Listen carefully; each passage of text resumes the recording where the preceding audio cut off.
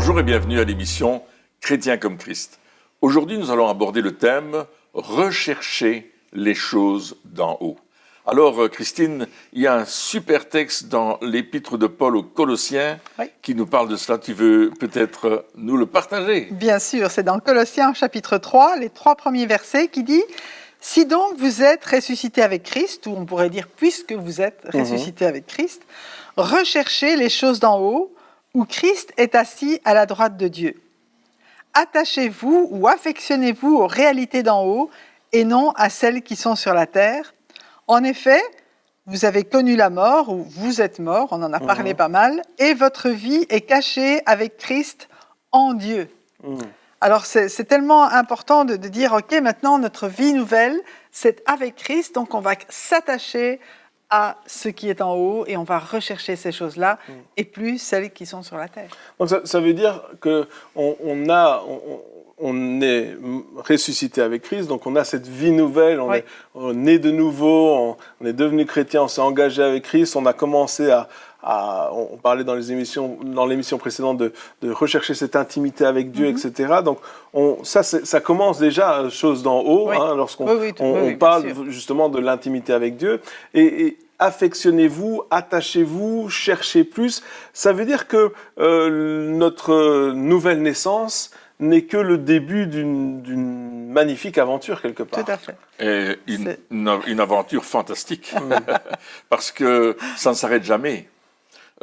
Avec Dieu, il y a toujours, quand il parle de bénédiction, il parle toujours de progrès en progrès, il y a toujours plus de sa présence, plus des choses que nous ne connaissions pas, mais que nous avons héritées à travers Christ. Et ici, il dit clairement, où Christ est assis à la droite de Dieu, et dans Éphésiens, il dira au chapitre 2, au verset 6, que nous sommes assis avec Christ dans les lieux célestes. Nous aussi, nous sommes assis là-bas, donc c'est notre place, c'est notre position, c'est l'endroit où nous sommes maintenant, et c'est la raison pour laquelle on doit s'affectionner, c'est-à-dire qu'on doit connaître les choses qui sont dans le ciel, et c'est pas quelque chose de triste, c'est plutôt quelque chose qui va nous apporter beaucoup plus que ce qu'on peut penser. Oui, parce qu'à chaque fois qu'il parle du ciel dans la Bible, dans certaines traductions, il parle de faire la fête. Faire la fête au ciel, il y a une fête qui est là, parce que on en parlait dans l'émission précédente, lorsque Dieu nous voit, il est heureux, nous on est heureux de le voir, donc forcément, il y a une fête qui se passe. Et ici, il parle de s'attacher aux réalités du ciel, c'est-à-dire de la réalité du royaume de Dieu. Et souvent, lorsqu'on parle de ça, on se dit, mais moi, je veux pas trop chercher ces choses-là parce que c'est un peu mystique, c'est un petit peu, mais c'est un petit peu peut-être là-bas. On a peur de devenir peut-être fou.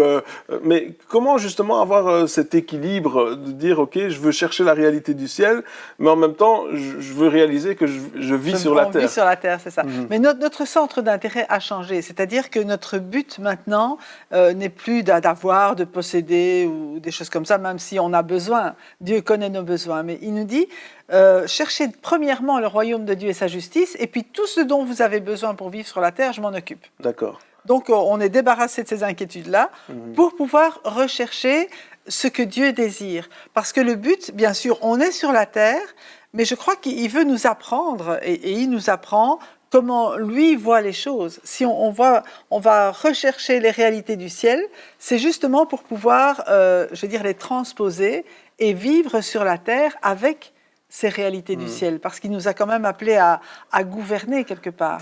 Donc ça, c'est vraiment mettre en pratique ce passage qui dit qu'on vit dans le monde, mais qu'on n'est pas de ce monde. Oui. C'est quelque part le seul moyen de vivre comme cela, donc de mettre la parole de Dieu en pratique, c'est d'avoir une mentalité transformée. Oui. Et le seul moyen pour que notre mentalité soit vraiment transformée, c'est qu'on vive selon la mentalité du royaume, c'est-à-dire qu'on ne soit plus attaché à, comme tu disais, la soif de posséder, la soif de réussite, la soif de, enfin toutes ces choses-là, mais qu'on ait soif d'autre chose, quelque part, qu'on ait une passion pour autre chose, et cette chose-là doit être découverte. Oui, c'est pourquoi il nous dit « recherchez », ou une autre traduction dit « affectionnez-vous aux choses d'en haut ».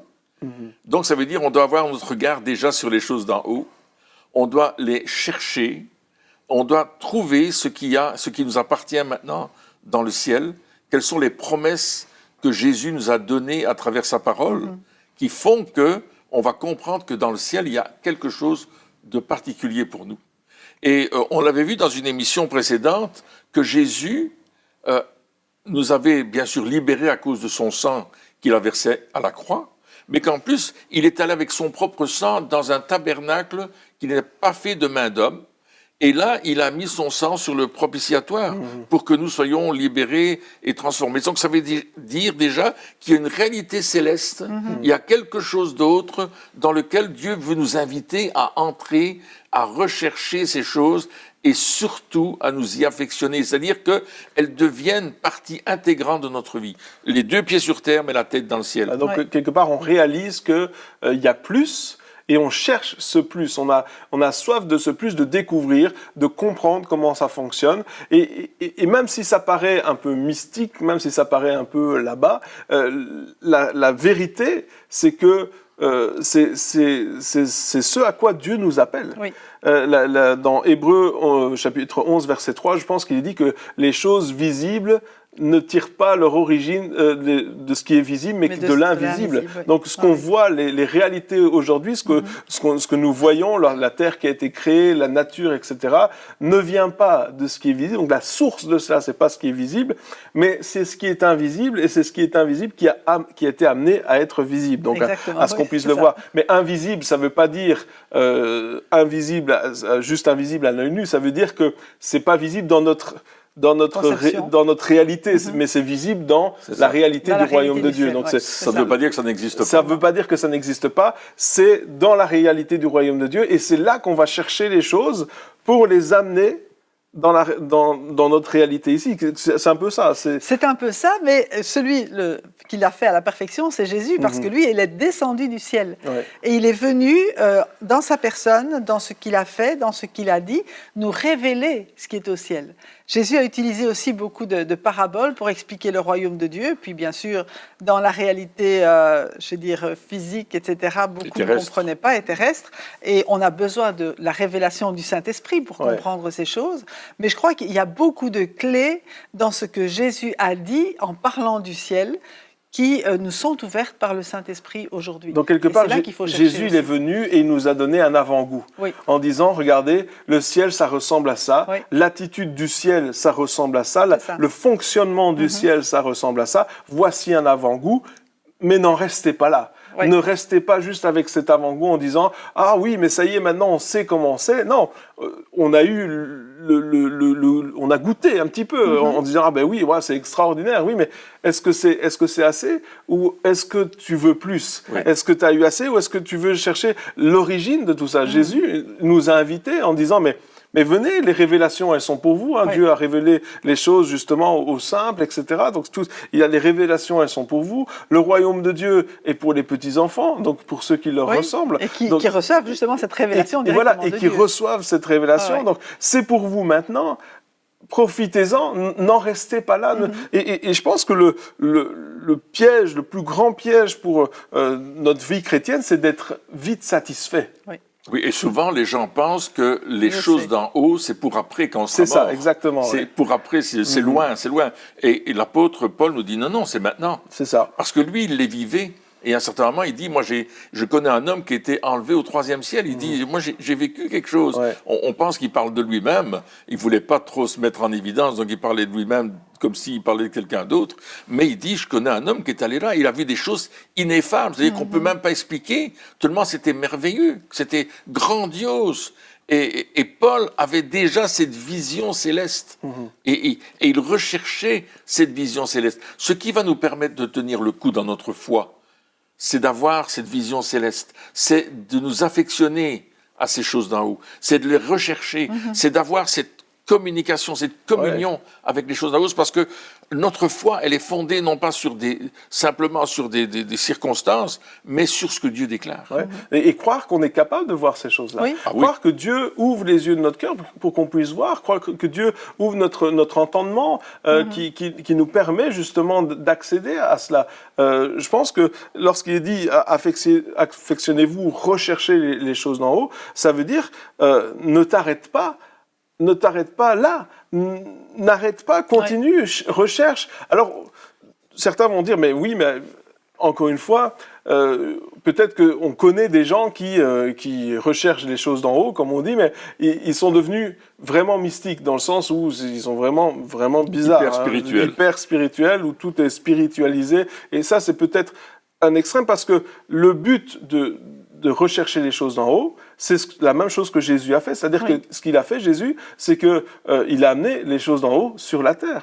On ne disait pas, Jésus, il est un mystique, il est là-bas. Non, pourquoi ? Parce qu'il amenait toutes ces choses-là à la réalité. C'est-à-dire qu'il y avait une réelle influence sur ce qui se passait sur la terre. Oui. Et c'est ça le but. Oui, c'est ça, le but, c'est pas d'en savoir un maximum et d'avoir la tête pleine de révélations, de dire moi je connais toutes les révélations et j'ai vu ces choses-là. Et c'est super, gloire à Dieu. Oui. Mais si c'est juste ça ne sert à rien. Jésus, lorsqu'il montait à la montagne, après il descendait. Oui. Et on a besoin justement d'avoir cet équilibre entre je cherche la révélation de Dieu et j'amène la révélation de Dieu premièrement dans ma vie. C'est-à-dire que si j'ai une révélation et que je sais que je dois changer quelque chose ou une manière de faire, ça commence par moi. Oui. Hein, et puis amener ces révélations pour d'autres aussi. Oui, c'est exactement ça. C'est ce que Jésus faisait. C'est vrai que c'est pas du mysticisme. C'est clair qu'on n'est pas chacun dans sa bulle et puis on rêve. Le ciel, on va le vivre de toute façon. Mais c'est important aussi d'avoir une révélation du ciel, parce que ça nous permet de vivre et de traverser aussi les épreuves. Jésus, quand il a été sur la croix, il voyait déjà en avance la joie de tous ceux qui seraient sauvés à cause de son sacrifice. Donc on a quand même besoin d'avoir un regard sur l'après pour pouvoir vivre le maintenant de façon correcte. Mais aussi, comme tu disais, Jésus, il y avait des guérisons, il y avait tous les besoins, il arrivait à remplir tous les besoins de chacun sur cette terre. Et là aussi, on est là aussi pour avoir une vie correcte, mais pour les autres aussi, pour être des témoins de l'amour de Dieu pour l'humanité, en fait. De savoir manifester l'amour de Dieu et la puissance de Dieu se déploie pour démontrer son amour. On a plusieurs exemples de la réalité du ciel qui vient sur la terre. Le jour du baptême de Jésus, par exemple. Jésus va se faire baptiser dans le Jourdain par Jean-Baptiste. Oui. Et là, il y a une voix du ciel, il y a quelque chose qui se passe. Il y a une présence du ciel qui descend sur la terre là, d'une manière extraordinaire. Et cette voix dit, celui-ci est mon fils bien-aimé en qui j'ai mis toute mon affection. Et puis, il y a le Saint-Esprit qui vient sous forme d'une colombe et qui se pose sur Jésus, le Père, le Fils, le Saint-Esprit. La manifestation du ciel était là pour montrer que Jésus avait une communion, une communication avec le ciel. Il y a un autre exemple dans la transfiguration, Matthieu 17, où Jésus est sur la montagne avec ses disciples et tout d'un coup, il y a une grosse lumière qui est là, il y a quelque chose d'extraordinaire. Le ciel se manifeste. On voit Moïse et Élie, je pense, qui sont, non, c'est ça, oui, qui sont là tous les deux avec Jésus, et les disciples disent, waouh, extraordinaire, qu'est-ce qui se passe ici? Le ciel est là, ils disent, on veut rester là, parce que quand le ciel se manifeste, on veut rester dans la présence de Dieu. Il y a un autre exemple dans Actes où Paul est visité par Jésus lui-même, et il voit cette grande lumière, il entend cette voix qui lui dit, mais Paul, tu me persécutes, etc. On connaît l'histoire, on trouve ça dans les Actes des Apôtres. Et là, Paul, tout d'un coup, lui, il y a cette manifestation du ciel, et Paul sait que sa vie va changer à partir de là. Et on a comme ça plein de manifestations du ciel. On voit aussi dans Acte 12, Acte 16, Acte 19, on voit des manifestations du ciel qui sont là, et qui sont vraiment des réalités qui se passent parce que Dieu intervient dans les histoires des hommes. Ouais. Et ça, c'est les manifestations lorsque le ciel se révèle à tous, on va dire. Il y a vraiment ça. Mais il y a aussi tous ces moments où c'est plutôt, comme on parlait de Paul, qui va au ciel, c'est-à-dire qu'ils ont ces révélations. Donc et quand on réfléchit un petit peu à la vie de Jésus, justement, cette mentalité qu'il avait, cette manière de raisonner, c'était pas la manière de raisonner qu'il avait appris de son père terrestre. Donc c'était pas comme ça qu'il avait été éduqué. Il est arrivé avec quelque chose qui était qui était mais totalement différent à l'enseignement, totalement différent à la manière de raisonner. Enfin, il arrive, il fait la fête, il commence son ministère par faire la fête. Hein, je veux dire, ça a de quoi choquer quand même. Transforme l'eau en vin. Voilà, Okay. ses disciples ne jeûnent pas alors que normalement il faut... Enfin, il y a plein de choses. Il arrive et il perturbe un petit peu tout le fonctionnement des choses par qui il est et par sa manière de fonctionner. Absolument. Mais cette manière de fonctionner-là, il l'attire de sa recherche du ciel. C'est-à-dire que il est dit que Jésus était semblable en tout point à nous, donc il était comme nous. Absolument. Ça veut dire quoi? Ça veut dire que oui, il était saint, et ça c'est ce qui se différencie, mais lui aussi avait besoin de révélation. Lui aussi avait besoin, il est dit qu'il ne faisait rien sans que voir le Père le faire. C'est-à-dire que lui aussi, il avait besoin d'aller dans la présence de Dieu. Lui aussi, il avait... Donc toutes ces choses que nous faisons et qu'on a besoin et qu'on essaye d'enseigner, c'est des choses que Jésus faisait. Oui. Et c'est ça qui a changé sa mentalité. Et donc, si encore aujourd'hui on a cette mentalité du monde, c'est-à-dire que dans un autre passage il dit de ne pas aimer le monde, parce que justement lorsqu'on aime le monde, on se détourne de Dieu. Et le monde c'est quoi? C'est cette poursuite de la réussite, cette poursuite de la richesse, cette poursuite du succès. C'est ça aimer le monde finalement, c'est chercher après toutes ces choses-là. Et quand on cherche ça, eh bien qu'est-ce qui va se passer? On va faire des mauvais choix, on va faire des compromis, on va voilà, parce que c'est pas possible d'atteindre ces buts-là sans ça. Mais par contre, lorsqu'on cherche le royaume de Dieu, il y a des sacrifices qu'il faut faire. Mais c'est tellement bon. c'est pas pénible. Bon. C'est pas des sacrifices pénibles. C'est des sacrifices parce qu'on fait un choix de préférer, je vais dire, le royaume de Dieu plutôt que je sais pas moi, le confort ou les choses qui sont dans le monde. Mais il y a une joie intérieure que le monde ne connaît pas. Il y a quelque chose qui vient du ciel, justement, qui nous remplit et qu'on ne pourra jamais acheter avec quoi que ce soit. C'est vraiment la présence de Dieu en nous. Oui, et l'apôtre Paul avait cette connaissance des choses du ciel. Parce que sinon, il ne serait pas passé par tous les événements qu'il a vécus. Il a été frappé, il a été mis en prison, il a été lapidé. Il était dans des naufrages, il a vécu des moments où il n'avait rien à manger, où il était dans la disette. Hein, il le raconte lui-même dans l'Épître aux Galates, il parle de toutes ces choses difficiles qu'il a vécues. Et il y a des personnes qui vivent ça aujourd'hui parce qu'ils sont chrétiens. Absolument, il y a des gens qui vivent cela parce qu'ils sont chrétiens, mais ils le supportent ou ils l'endurent parce qu'ils savent qu'il y a quelque chose de meilleur qui les attend. Et parce qu'ils le goûtent déjà. Et ils le goûtent déjà. Parce qu'ils le goûtent déjà. Des fois, on parle de personnages extraordinaires dans notre époque, notre histoire, des missionnaires qui sont partis dans certains pays, qui se sont fait tuer après quelques semaines. Et je me souviens que j'avais entendu un jour une dame qui parlait justement de ces gens-là, et elle disait, mais est-ce qu'ils étaient fous? Est-ce qu'ils étaient fous de donner leur vie? Est-ce qu'ils n'avaient pas compris que sa souffrance? Et des fois, certaines personnes peut-être peuvent nous regarder en disant, mais vous êtes fous d'être comme ça, d'être consacré à Dieu, vous avez perdu la tête, vous avez rien compris à la vie. Mais la vérité, c'est que non, justement, on n'est pas fous parce que on donne ce qu'on ne peut pas garder afin de gagner ce que personne ne pourra nous enlever. On gagne cette récompense éternelle. On est là en faisant des choses qui peut-être les gens nous disent, mais enfin, pourquoi est-ce que vous faites ça? Et j'ai réalisé que les personnes qui se moquent, parce que évidemment ça arrive, les personnes qui critiquent en disant mais pourquoi est-ce que tu sers Dieu avec tout ce que tu as, pourquoi est-ce qu'à chaque fois que tu as de l'argent tu le dépenses pour faire des choses pour Dieu, pourquoi est-ce que mais t'es fou? Et j'ai réalisé en parlant un peu plus avec elle, en allant un peu plus en profondeur, que finalement c'était de la jalousie. C'était parce que la joie qui voyait notre bonheur. Oui, la joie qui a à faire ce qu'on fait est bien plus grande que la joie que peut procurer l'or et l'argent, peut procurer les différents succès. Et justement, comment faire ça? Bien, en étant ennemi du monde. On peut pas, parce que on est soit ami, soit ennemi. On ne peut pas être entre les deux. On ne peut pas tolérer. C'est-à-dire qu'à un certain moment, il faut faire un choix. Il faut faire un choix en disant, OK, c'est quoi qu'on cherche vraiment? C'est quoi qu'on veut vraiment?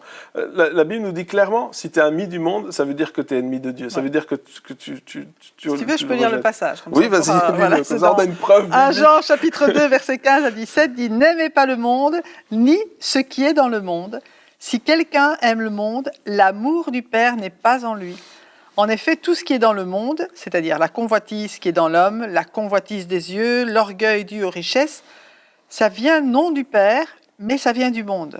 Or, le monde passe, sa convoitise aussi, mais celui qui fait la volonté de Dieu demeure éternellement. Amen. Waouh, Voilà. ça veut dire affectionnez-vous à ce qui demeure, pas à ce qui passe. Amen, amen. Après, avoir de l'argent, c'est pas mauvais. Hein. C'est pas. Mais ça dépend ce que t'en fais. C'est vouloir avoir ça. cette convoitise qui est mauvaise. Hein. Oui, C'est oui, tout à fait.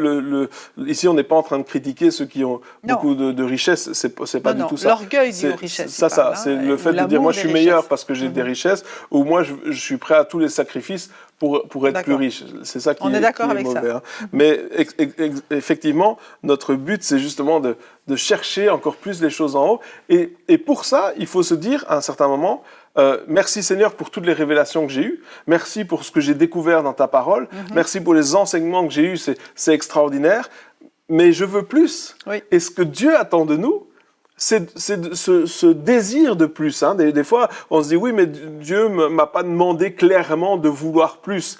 Ben si, c'est écrit dans la Bible déjà, c'est écrit dans sa parole, mais à un certain moment, quand on veut vraiment quelque chose, on va faire tout pour l'avoir, même si on a un refus. J'aime dire que des fois, Dieu, il dit non pour voir si on va continuer ou Oui, pas. c'est vrai.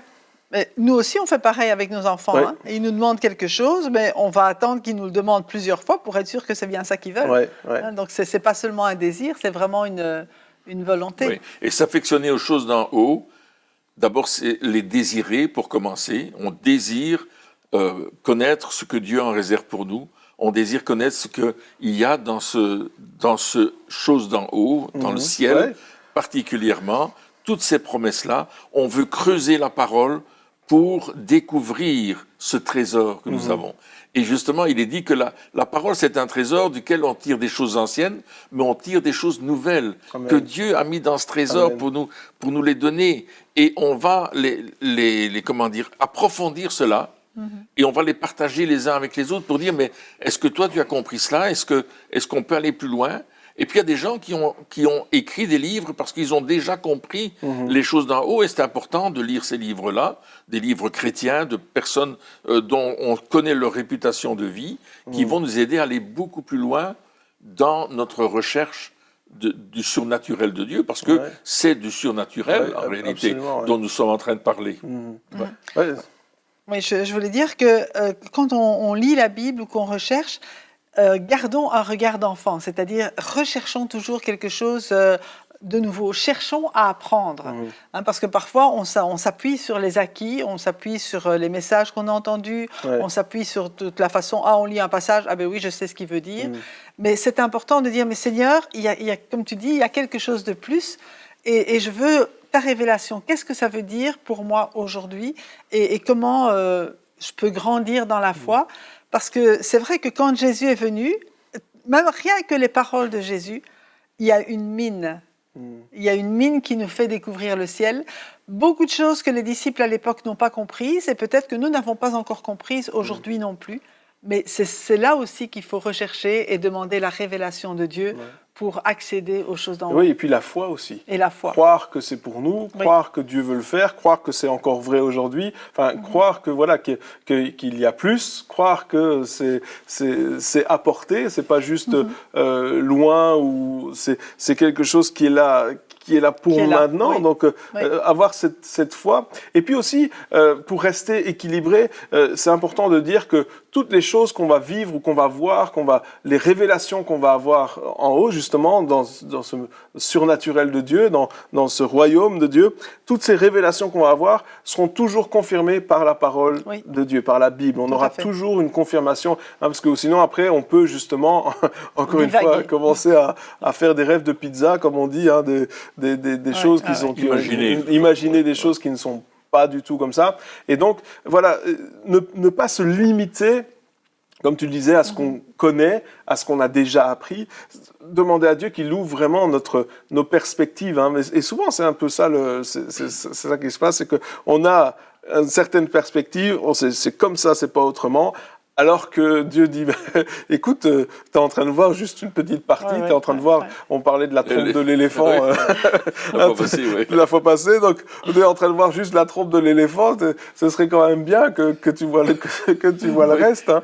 Donc, Mais le chapitre 11 de l'Épître aux Hébreux nous parle de tous ces héros de la foi, hommes et femmes d'ailleurs, hein, qui voyaient à l'avance des choses dans le spirituel. Et celui qui a écrit l'Épître aux Hébreux est en train de nous dire, mais regarde, il y a beaucoup plus. Ouais. Regarde, eux, ils ont vu des choses. Et Jésus va dire dans l'Évangile de Jean, chapitre 8, il dit, Moïse a vu mon jour et il s'en est réjoui. Ouais. Alors, Moïse, qui lui était là 2600 ans avant Jésus-Christ, enfin, loin derrière, il a vu le jour de Christ, il a vu quand Jésus allait venir, quand il allait mourir sur la croix, et il s'est réjoui de cela. Ouais, Abraham aussi. Il a vu des choses extraordinaires. Hein. Ouais, c'est à chaque Abraham, fois, ces révélations. C'est plutôt Abraham que Moïse.